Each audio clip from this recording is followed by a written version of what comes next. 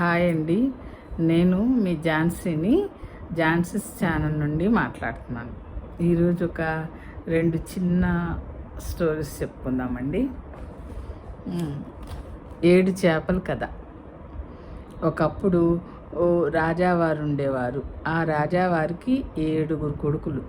ఒక రోజున ఆ 7 రాకుమారులు చెరువు దగ్గరికి చేపలు పట్టడానికి గాలాలు తీసుకుని వెళ్ళారు. చెరువులో గాలాలు వేసి 7 చేపల్ని పట్టారు. వాటిని ఎండలో ఎండపెట్టారు. ఆ సాయంత్రం ఆ ఎండిన చేపలను తీసుకుని వద్దామని వెళ్ళారు ఆ రాకుమారులు. 6 చేపలు బాగా ఎండాయి, కానీ ఓ చేప మాత్రం అస్సలే ఎండనే లేదు. ఆ ఎండని చేప వద్దకు వెళ్ళి వాళ్ళు చేప ఎందుకు ఎండలేదు అని అడిగారు. నేను ఎలాగ ఎండుతాను, మరి ఎండ లేదుగా అంది. ఎండ దాని మీద పడలేదుగా అని చెప్తుందన్నమాట. మరి మిగతా 6 చేపలు ఎండాయిగా అన్నారు వాళ్ళు. నేనేం చేయను, ఆ గడ్డి దుబ్బు నాకే అడ్డం వచ్చింది అంది ఆ ఎండని చేప. గడ్డి దుబ్బు ఎందుకు అడ్డం వచ్చావు ఆ చేపకు అన్నారు రాకుమారులు. నేనేం చేయనయ్యా, నన్ను ఆవు మేయలేదు కదా అంది. ఆవు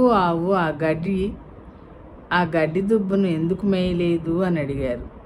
నేనేం చెయ్యను బాబులారా, ఆ గొడ్ల కాపరి నన్ను మేపలేదుగా అంది ఆవు. ఏయ్, గొడ్లను కాసేవాడా, ఆవుని ఎందుకు మేపలేదు అని అడిగారు. అయ్యా రాకుమారులారా, నేనేం చేయను, అవ్వ నాకు బువ్వ పెట్టలేదుగా అని జవాబు చెప్పాడు గొడ్ల కాపరి. అప్పుడు యువరాజులు అవ్వ దగ్గరకు వెళ్ళి, అవ్వ గొడ్ల కాపరికి బువ్వ ఎందుకు పెట్టలేదు అని దబాయించారు.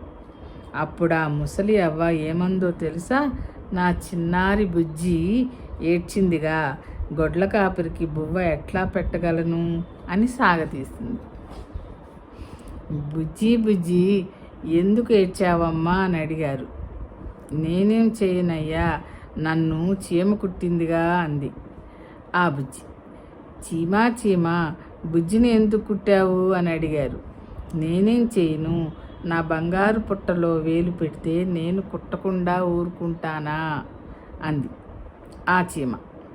అప్పుడు 7 రాకుమారులు ఏమన్నారంటే, చీమా భలే తెలివి అంతా మీదే, భలే అంటూ గుర్రం ఎక్కి రాజప్రాసాదానికి ఉడాయించారు. ఇదండి 7 చేపల కథ అన్నమాట.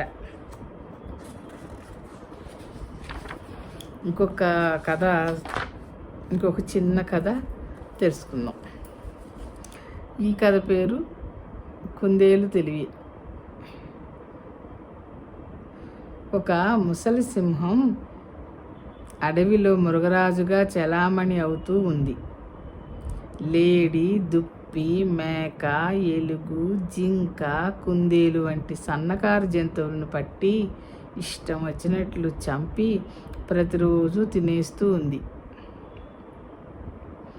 ఒకరోజు ఈ సన్నకారు జంతువులన్నీ ఒక మహాసభ జరిపి సింహం బాధ చాలా ఎక్కువగా ఉంది, దాన్ని తప్పించుకునే మార్గం ఆలోచించాలనుకున్నాయి. ఎలుగుబంటి, అందరము కలిసి ఒకేసారి సింహం మీద పడి చంపివేద్దామా అని అంది. అది కాని పని, ఆ పని మనం చేయలేం కదా అని అరిచాయి ఆ జంతువులు. ఈ లోపున నక్క, మనం మృగరాజుతో ఒక సంధి చేసుకుందాం అని సలహా ఇచ్చింది. ఏమని చేసుకుందాము అని జింక అంది.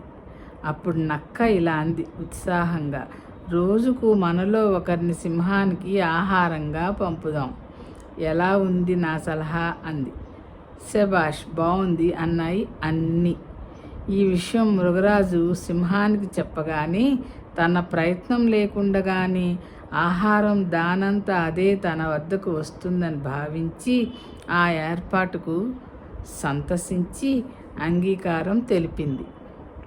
అలా ప్రతిరోజు ఒకరోజు జింక, రెండో రోజు మేక, మూడో నాడు ఎలుగు, ఐదో రోజు గొర్రె ఆహారంగా వెళ్ళసాగాయి. ఇలా మృగరాజుకు వేటాడనవసరం లేకుండానే రోజులు గడిచిపోతున్నాయి. ఒక రోజున సింహానికి ఆహారంగా వెళ్ళే రోజు ఆ వంతు కుందేలు మీద పడింది. ఆహారంగా వెళ్ళే వంతు కుందేలు మీద పడింది. కుందేలు తెలివితేటల్లో దిట్ట. మృగరాజు వద్దకు అనుకున్న సమయానికి వెళ్లకుండా కావాలని ఆలస్యం చేసింది. ఈ లోపున సింహానికి ఆకలి ఎక్కువ అయిపోయింది. ఆగ్రహావేశంలో ఉంది సింహం. కుందేలు రానే వచ్చింది. దాని మీద కోపంతో, ఏమింత ఆలస్యం కుందేలా, ఇంత పొద్దెక్కింది, నాకేమో ఆకలి ఎక్కువగా ఉంది, నిన్ను తింటే నా కడుపు నిండుతుందా అని గర్జించింది. దానికి సమాధానంగా నాతో మరొక జంతువును కూడా పంపారు. అయితే దాన్ని దారిలో ఒక సింహం అడ్డం వచ్చి చంపి తినివేసిందని బొంకింది. కుందేలు అబద్ధాలు చెప్పిందనమాట కుందేలు. అయితే అలాగా నాకంటే బలమైన సింహం మరొకటి ఈ అడవిలో ఉందా అంది సింహం. దాన్ని చూపించు నాకు అని అరిచింది కోపంగా. రండి మహాప్రభు అని చెప్పి సింహాన్ని ఆ కుందేలు ఒక దిగుడు బావి దగ్గరకు తీసుకుని వెళ్ళి, చూడండి లోపల సింహం ఉంది అన్నది. దాని ప్రతిబింబం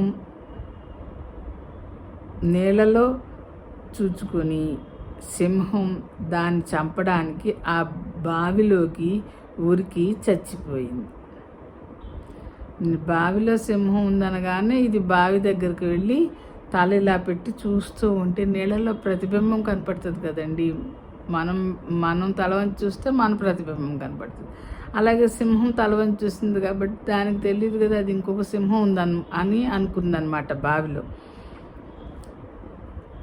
దాని ప్రతిబింబమే అది చూసుకుని అది ఇంకో సింహం అని తలిచింది అని దాన్ని ఆ వేరే సింహాన్ని చంపేద్దామన్నట్లు ఆ బావిలోకి ఉరికి తానే చచ్చిపోయిందనమాట. అలా ఉపాయంతో ఎంత బలశాలినైనా నెగ్గవచ్చు అన్నది ఈ కథ సారాంశం అన్నమాట. అది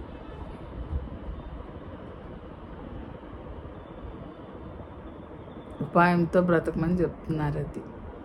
ఇది కుందేలు కథ అన్నమాట. సరేనండి, మీకు ఈ కథలు నచ్చినట్టయితే లైక్ చేయండి, షేర్ చేయండి, సబ్స్క్రైబ్ చేయండి. ఓకేనా? Thank you.